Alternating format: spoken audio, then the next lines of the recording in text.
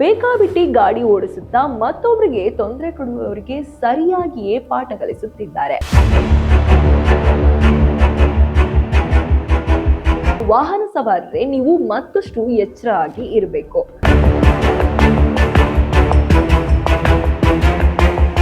ಅಪಘಾತ ಹಾಗೂ ಸಮಸ್ಯೆ ಹೆಚ್ಚಾಗ್ತಿದೆ ಎಂಬ ಆರೋಪ ಕೂಡ ಇದೆ.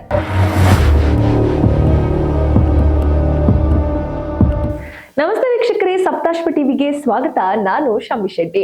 ಬೆಂಗಳೂರಿನಲ್ಲಿ ಟ್ರಾಫಿಕ್ ತಲೆಬಿಸಿ ಜಾಸ್ತಿ. ಅದರಲ್ಲೂ ಸರಿಯಾಗಿ ಟ್ರಾಫಿಕ್ ರೂಲ್ಸ್ ಫಾಲೋ ಮಾಡದವರ ಕಾರಣಕ್ಕೆ ಅಪಘಾತ ಹಾಗೂ ಸಮಸ್ಯೆ ಹೆಚ್ಚಾಗ್ತಿದೆ ಎಂಬ ಆರೋಪ ಕೂಡ ಇದೆ. ಹೀಗೆ ಟ್ರಾಫಿಕ್ ಫಾಲೋ ಮಾಡದವರಿಗೆ ಪೊಲೀಸರು ಕೂಡ ಬಿಸಿ ಮುಟ್ಟಿಸುವ ಕೆಲಸ ಮಾಡುತ್ತಿದ್ದಾರೆ. ಅದರಲ್ಲೂ ಬೇಕಾಬಿಟ್ಟಿ ಗಾಡಿ ಓಡಿಸುತ್ತಾ ಮತ್ತೊಬ್ಬರಿಗೆ ತೊಂದರೆ ಕೊಡುವವರಿಗೆ ಸರಿಯಾಗಿಯೇ ಪಾಠ ಕಲಿಸುತ್ತಿದ್ದಾರೆ. ಹೀಗಿದ್ದಾಗ ವಾಹನ ಸವಾರರೇ, ನೀವು ಮತ್ತಷ್ಟು ಎಚ್ಚರ ಆಗಿ ಇರಬೇಕು. ಯಾಕಂತೀರಾ? ಕನ್ನಡಿಗರ ರಾಜಧಾನಿ ಬೆಂಗಳೂರು ದಿನದಿಂದ ದಿನಕ್ಕೆ ದೊಡ್ಡದಾಗಿ ಬೆಳೆಯುತ್ತಲೇ ಸಾಗ್ತಾ ಇದೆ.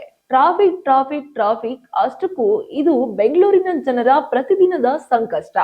ಅದರಲ್ಲೂ ಬೆಂಗಳೂರಿನ ಕೆಲವು ಏರಿಯಾಗಳು ಟ್ರಾಫಿಕ್ ಕಾರಣಕ್ಕೆ ಸಿಕ್ಕಾಪಟ್ಟೆ ಫೇಮಸ್ ಕೂಡ ಆಗಿವೆ. ಇಂತಹ ಸಮಯದಲ್ಲಿ ಸರಿಯಾಗಿ ಟ್ರಾಫಿಕ್ ರೂಲ್ಸ್ ಫಾಲೋ ಮಾಡದೇ ಇರುವ ಕಾರಣ ಸಮಸ್ಯೆ ಮತ್ತಷ್ಟು ದೊಡ್ಡದಾಗ್ತಿದೆ. ಹೀಗಾಗಿ ಟ್ರಾಫಿಕ್ ರೂಲ್ಸ್ ನ ಫಾಲೋ ಮಾಡಬೇಕು ಎಂದು ಪೊಲೀಸರು ದಂಡ ಅಸ್ತ್ರ ಪ್ರಯೋಗಿಸಿ ರೂಲ್ಸ್ ಫಾಲೋ ಮಾಡದವರಿಗೆ ಬಿಸಿ ಮುಟ್ಟಿಸುತ್ತಿದ್ದಾರೆ. ಈ ಮೂಲಕ ಹೊಸ ದಾಖಲೆಯನ್ನು ಕೂಡ ಬೆಂಗಳೂರು ಬರ್ಕೊಂಡಿದೆ. ಏನಂತೀರಾ? 2025ರಲ್ಲಿ ಬೆಂಗಳೂರು ಸಂಚಾರ ಪೊಲೀಸರು ದಾಖಲೆಯ ಮಟ್ಟದಲ್ಲಿ ದಂಡ ವಸೂಲಿ ಮಾಡಿದ್ದಾರೆ.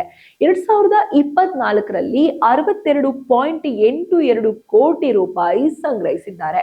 2025ರಲ್ಲಿ 300% ಏರಿಕೆ ಕಂಡು ಸುಮಾರು 251 ಕೋಟಿ ರೂಪಾಯಿ ದಂಡ ವಸೂಲಿ ಮಾಡಿದ್ದಾರೆ. ಇದು ಕಳೆದ ಒಂದು ದಶಕದಲ್ಲಿಯೇ ಅತಿ ಹೆಚ್ಚು ವಾರ್ಷಿಕ ಸಂಗ್ರಹವಾಗಿದ್ದು, ಇದು ಇತಿಹಾಸ ನಿರ್ಮಾಣವಾಗಿದೆ.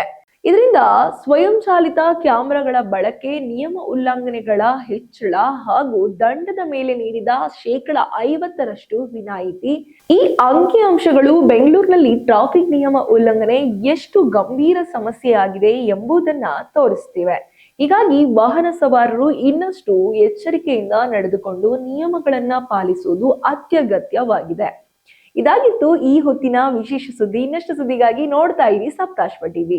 ನೋಡಿದ್ರಲ್ಲ ವೀಕ್ಷಕರೇ, ಇದೇ ರೀತಿಯ ಇನ್ನಷ್ಟು ಹೊಸ ವಿಡಿಯೋಗಳಿಗಾಗಿ ನಮ್ಮ ಸಪ್ತಾಶ್ವ ಟಿವಿ ಕನ್ನಡ ಚಾನೆಲ್ನ ಸಬ್ಸ್ಕ್ರೈಬ್ ಮಾಡಿ, ಲೈಕ್ ಮಾಡಿ, ಶೇರ್ ಮಾಡಿ. ಧನ್ಯವಾದಗಳು.